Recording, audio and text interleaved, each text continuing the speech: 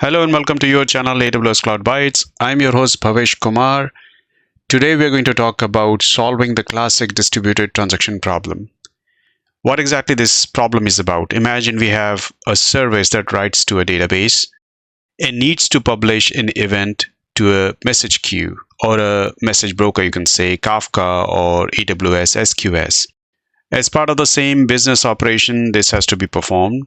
The challenge is that these two operations are not in a single transaction. So if the database writes succeeds, but the event publishing fails, and vice versa, the system enters in an inconsistent state. This is the classic distributed transaction problem that we are going to look into.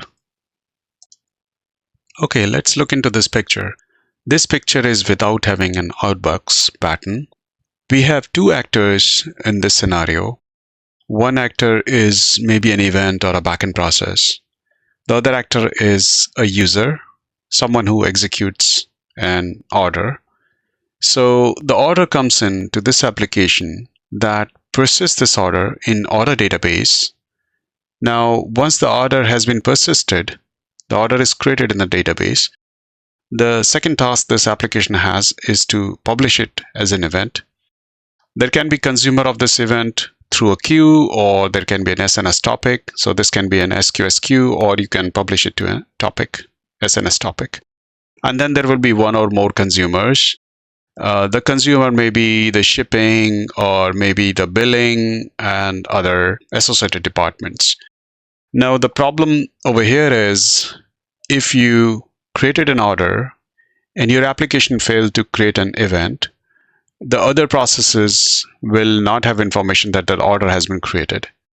And because these are two different transactions or two different operations that are being performed, they are not into a single transaction. How this can be solved? This can be solved using an Outbox pattern. There are other ways to solve it using distributed transaction, but then there are complexity that is added when you're going through a distributed transaction implementation. If you have multiple data stores, yes, you can have distributed transaction.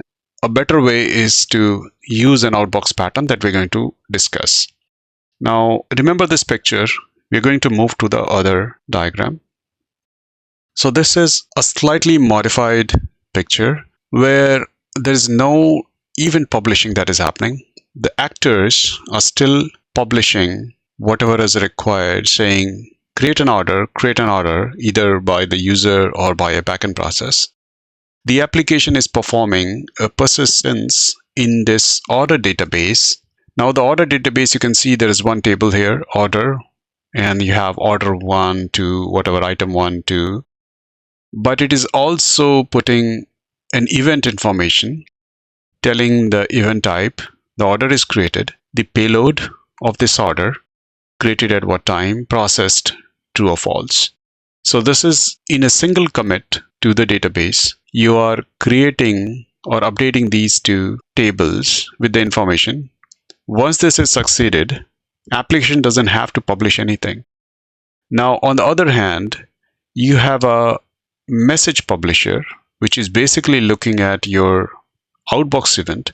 Until this Outbox event is processed, the processed is false, the publisher will keep on pulling this information and adding it to the message queue. Once it is pulled for processing, you can change the status to something like in progress or something.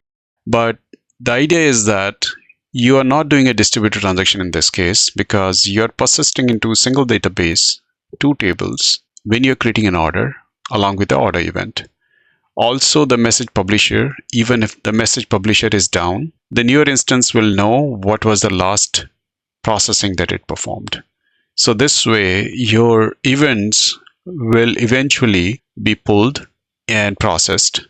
This will be eventually consistent while it is going to maintain transactional integrity without requiring a distributed transaction manager or a two-phase commit.